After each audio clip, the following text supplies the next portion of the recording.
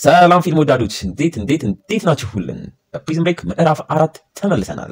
ለቻናላችን አዲስ የሆናችሁ ቤተሰቦች ካላችሁ 60 ሺህ የቤተሰብ አባላት ልንገባ እየተቃረብን ነው። ሰብስክራይብ እያደረጋችሁ አበረታቱን። እኛም ብላችሁ ስለምትከታተሉን ከልብ እናመሰግናለን። ይሄኛው ምዕራፍ ተመችቷችሁ ተመልከቱት። ይመቻችሁ። ሰናይ ጊዜ። በባለፈው ምዕራፍ በፕሪዝን ብሬክ እና ማይክል በተሳካ ሁኔታ ከሶና እንዳመለጡ ዊስለር ከሱዛን ጋር ተገናኝታ ማሁንም አብሯቸው እንዲሰራም ጋብዘውት እሱም ሲቀላቀላቸው ማይክልና ሊንከንም ተለያይተው ማይክልም ብቻውን ሱዛንን ለመበቀል ጉዞ ሲጀምር አፍቃሪው ሱክሬም ሳያመልጡ ከቀሩት ከነ ቲባግና ቤሌጋም ሶና ገብቶ ሲታሰር አይተን ነበር ያቆም ነው። በዚህኛው ምዕራፍ ቀጥለን ይሄኛው ምዕራፍ የጀመረው ብልሃተኛው ስኮፊልድ ከ3 ሳምንታት በፊት የተፈጠረበትን በወረቀት ላይ የጻፈም ሲሆን እሱም የዛኔ የተፈጠረበትን ነገር አሁን ላይ ለኛም እየነገረን ፓናማ ያለ እስር ቤትም ገብቶ ከዛም እስር ቤት ካምፓኒው በተባለም በሙስና የተጨማለቀ ማህበር ትዕዛዝ መሰረት ዊስለርን እንዲያስመልጥላቸው ግን እነሱ ያንን ቢያደርግላቸውም ቃላቸውን ሳይጠብቁ በህይወቴ ያፈቀርኳትን አንዲቷን ሴት ዶክተር ሳራን ነጠቁኝ እያለ ካምፓኒው ዊስለርን ለምን ከእስር ቤት ለማስመለጥ እንደፈለገ አላውቅም። እኔ ግን እዚህ ሎስ አንጀለስ ዊስለርን ፈልጌው ደርሻለሁ። እሱም ግሬቸን ከተባለችው ሌላኛዋ ኤጀንት ሳራን ከገደለቻት ሴት ጋር ነው አብሮ ያለው። ይህ ነገር ዛሬ ያበቃል። እዚህ የመጣሁት ፍትህ ፍለጋ ነው። አሁን ያለው ሲስተም እኔ የምፈልገውን ፍትህ አይሰጠኝም።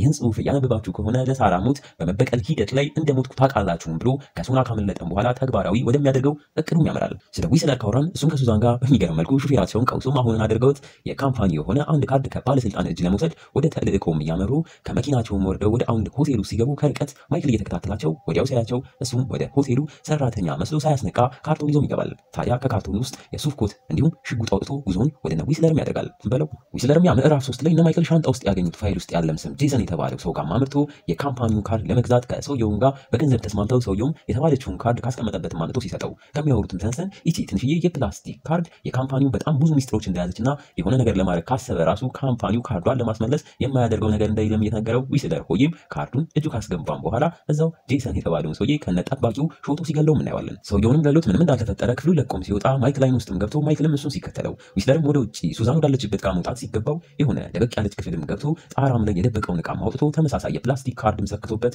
ኦሪጂናሉን ካርድ በሌላ ካርድ ኮፒ ሲያደርግም እናየዋለን። ኮፒ ማድረጉ እንደጨረሰ ከኋላው ማይክል ደርሶ ሽጉጡን ደቅኖበት ግሬቸን የትናት በፍጥነት ወደዚህ እንድትመጣ አድርግ ሲለው ዊስለርም ያቺን ካርድ ሳያየው እየቀያየረ ያልገባክ ነገር አለ እኔ ጠላት ካደለሁም እነነኝ እያለው ሳለ ግሬቸን ወይ ደግሞ ሱዛን ቦታውም ላይ ደርሳ ማይክልም ሽጉጡን ወደ እሷ ይደቅነዋል። ቀጥሎም ሳራን ስለነጠቅሽኝ ይህ ይገባሻል እያለ ቂሙን ሊወጣ ሲል ግሬቸንም አንዱን ተፈትለታለች። ሳራን አልገደልኳትም የዛኔ ስላመለጠችን የሌላ ሰው ሬሳም ጭንቅላት ቆርጠን ነው አንተንና ሊንከንን የሸወድናችሁ ብትልም ማይክል ግን ሊንከን በአይኑ አይቶ ነበር። አሁን እንዳልተኩስብሽ ፈርተሽ ነው አላምንሽም። እሺ ሳራ የት ነው ያለችው ቢልም ሱዛንም ቀበላ አድርጋ ከዚህ አሁን ወጥተን ከሚመጡብን ፖሊሶች ማምልጠን ውጪ ስንወጣ ነገር ካለውም ብላ ማይክልም ከመተኩስ ለትንሽ ራሱን ተቆጣጥሮ ሱዛንና ዊስለርም ተያይዘው በዋናው በር ሊወጡ ሲሉ ዊስለርም ኦሪጂናሏን ካርድ በጋዜጣ ሸፍኖ ለአንድ ጸጉሩ ሽበት ብቻ ለሆነ ሰው ሱዛን ሳታቅ እያስቀመጠለት ሰውየውም ያንቺን ካርድ ሲወስድም እናያለን። ማይክልም እነሱ ወጥተው ከሄዱና ካመለጡትም በኋላ ስለሰማው ነገር ራሱን ለማረጋጋትም እየሞከረ በድንጋጤም የፍቅሩን የሳራን ስምም ይጠራል። ግሬቸንም ከተልእኮ በኋላ ያንን ካርድ ይዛም ሄዳ ለአለቋ ብትሰጥም ጀነራሉ ግን ካርዱ ኦሪጂናል ሳይሆን ኮፒ የተደረገ መሆኑንም ሲያቅ ከልክ በላይ የተበሳጨ ይህ የካምፓኒውን ሊያውድ የሚችል ሚስጥር ነው የባከነውም እያለ ሱዛንም ይህን ስትሰማ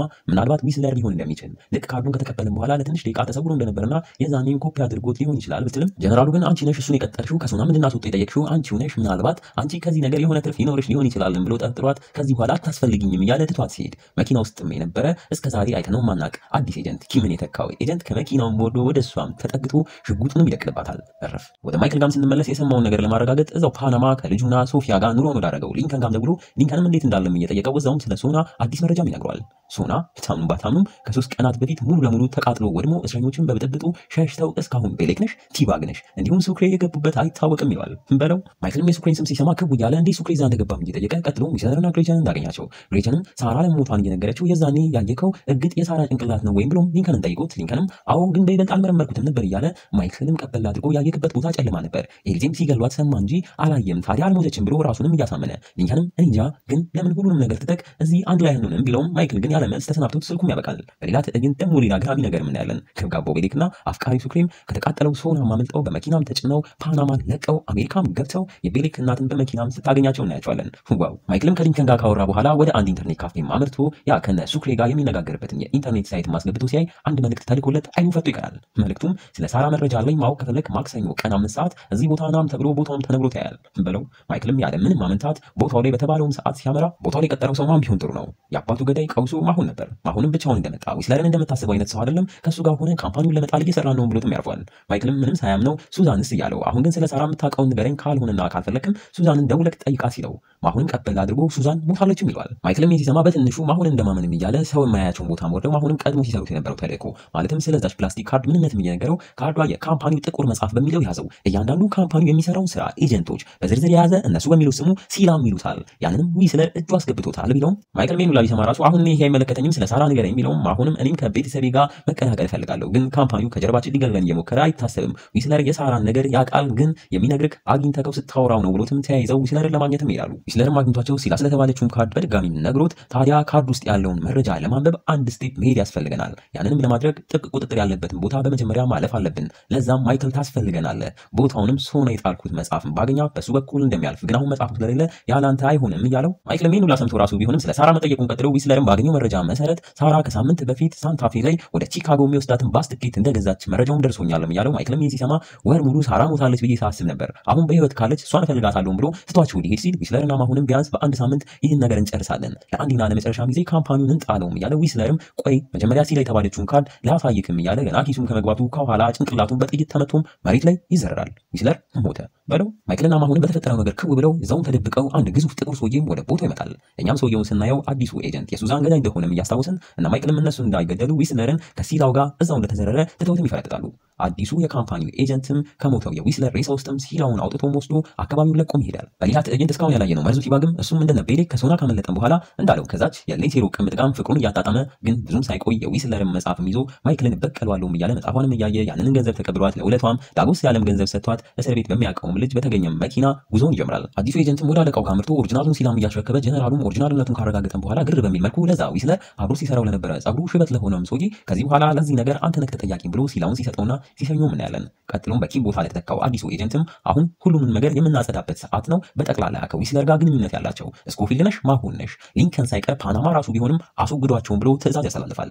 እረፍ ስለማሁንም ካወራን ከስንት ቀናትም በኋላ ለበፊት ሚስቱም ፓምም ደውሎ ስለ ልጁና ስለ እሷም ደህንነት ጠይቆ አንድ ላይ እንደ ቤተሰብ እንዲሆኑ በፊት ያላትን እቅድ ላይ አሁንም ድረስ እየሰራ እንዳለ መቼም ያንን ስራ መስራቱን እንደማያቆም በተስፋም እየነገራት ሊንከንም ፓናማ ላይ ከነሶፊያ ጋር ሰላማዊ ኑሮን እየኖረ ገበያ መሃል ላይ በካምፓኒው በተላኩ ሰዎችም ሊገደል ከጫፍ ሲደርስ እሱም ነቅቶ ሊገለው የመጣውን ሰውዬም ተጣልቶ በራሱ በሰውየው ሽጉጥ ራሱን ተኩሶ ሲገለው ግን አካባቢው ላይ የፓናማ ፖሊሶች እሱን አይተውት ወደ እሱም እየተሯሯጡ ሲመጡ ሊንከንም ከሮጠ ልጁ ኤድሊንና ሶፊያን አደጋ ላይ እንዳይጥልም ሰግቶ እጁንም አሳልፈው ሰጥቶ ሲታሰርም እናየዋለን። የማሁን የበፊት ሚስት ፓምም ከማሁን ጋር ስልኩን እንደጨረሰች የቤቷን በር ተንኳክቶ ስከፍተው ያንኳኳው ሰው በካምፓኒው የተላከው አዲሱ ኤጀንት እንደሆነም እያየን እሱም ስለማሁን ጠይቋት እሷም እየዋሸች ካወራችሁ ራሱ እንደቆየችና እንደተፋቱ ብትነግረውም እሱ ግን ልጇ ቤት ውስጥ እንዳለ ባወቀ ጊዜ ቅይር ብሎ ሳይፈቀድለት ወደ ቤቷ በኃይልም ገብቶ አንቆ ወደ ውስጥ ይዟ ሲገባም እናየዋለን። ማይክልም ከዛ ዊስለር ተገሎ ከተኩሱም ካመለጠ በኋላ ሳራ አለችበት ወደ ተባለው ቦታ ቺካጎም ደርሶ በህዝብ ስልክም የሳራ ነገር ለማረጋገጥ እዛው ቺካጎ ወዳለው የሳራ አባት ሁነኛ ጓደኛ ብሩስም ይደውላል። ብሩስም ማንነቱን አውቆት ስለ ሳራም ሊነግረው በግማሽ ሰዓት ውስጥ ድሬክ የተባለ ሆቴል ፊት ለፊት ጠብቀኝ እያሉ ባለበት ሰዓት በሁለት በቺካጎ ፖሊሶች ማንነቱ ማይክል ተለይቶ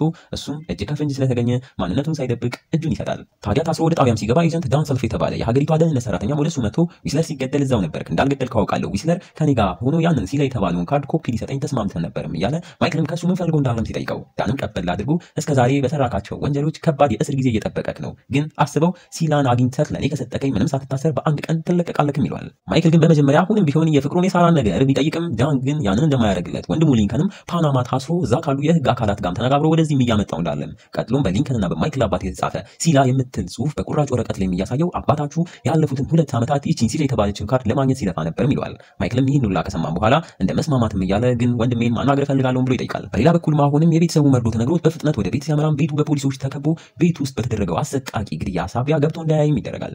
አፍቃሪው ሱክሬም በቤሌክ እናት መኪና ማሪ ክሩዝ ምጧ መጥቶ ልጇን የወለደችበት ሆስፒታል አምርቶ በማሪ ክሩዝ እህትን በኩል የተወለደለትን ልጅ በደስታም እየተመለከተ እዛውም በሚያናድ መልኩ እህትየውም ለማሪ ክሩዝ ይበጃል ብላ ማስባ ሱክሬም ለፖሊስ አሳልፋ ወጥመድ ውስጥ እንደከተተችው ራሱ ሱክሬም ተረድቶ ልጁንም ሰጥቷት በፍጥነት ሆስፒታሉን ለቆ ወደ ቤሌክም አምርቶ በመኪናም ተያይዘው ሊያመልጡ ይሞክሩም እነሱም በፖሊሶች ቁጥጥር ስር ይውላሉ።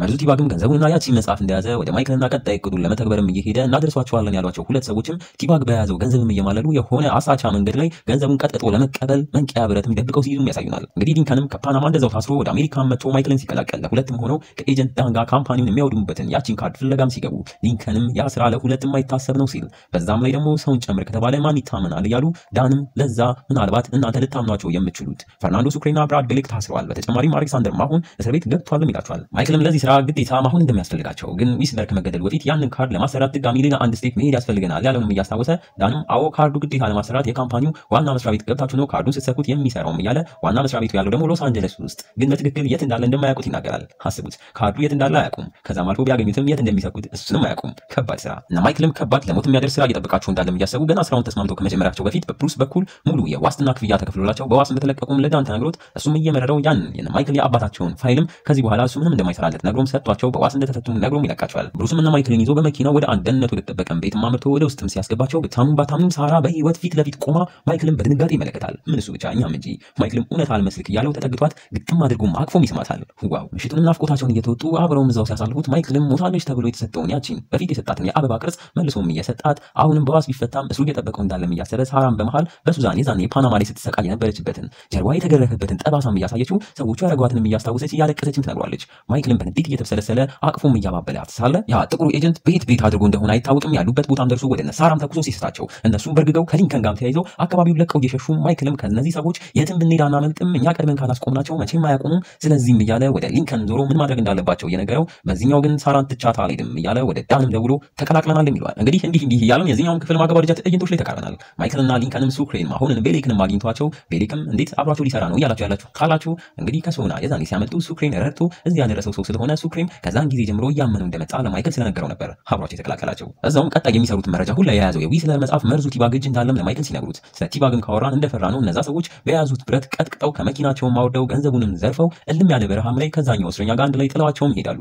ሃይ ቲባግ በዚህ መልኩ ወደ ኋላ ላለመመለስ እና ማይክልም ወደ ተልእኮ ቆርጠው ገብተውበት በዳንም በኩል የውሸት መታወቂያዎች የተሰጣቸው ሌላ ነገር ለማድረግ እንዳያስቡም እያስጠነቀቃቸው ማይክልም ከውሸት መታወቂያ የዘለለ አንዳንድ ነገሮችን ለመደበቅ ይከብዳል። ለምሳሌ ታቱዬንም ብሎ በሚገርም መልኩ ይህን እስከዛሬ ያየነውን ሁላ እቅድ ያረፈበትን ታቱ በጨረር ኃይል ሌሊቱን ሊያጠፉለትም ሲሞክሩም እናያለን። በቀጣይም ሁሉም ተሰብስበው ከከተማዋ ርቀው እቅዳቸውን የሚያወጡበትና ተግባራዊ የሚያደርጉበትን ቦታ የሚወስዳቸው የወታደሮች አይሮፕላን ጋም ደርሰው ዳንም በድጋሚ ተልእኳቸውን ነግሯቸው ወደ አይሮፕላኑ ተከታትለው ይገባሉ በለው እና እንዴት ነው ፊልም ወዳጆች ፕሪዝን ብሬክ ምዕራፍ 4 የመጀመሪያውን ክፍል ወደዳችሁት? በጣም ብዙ ነገር የተፈጠረበት ክፍል ነው አይደል? በእርግጠኝነት ወዳችሁታል።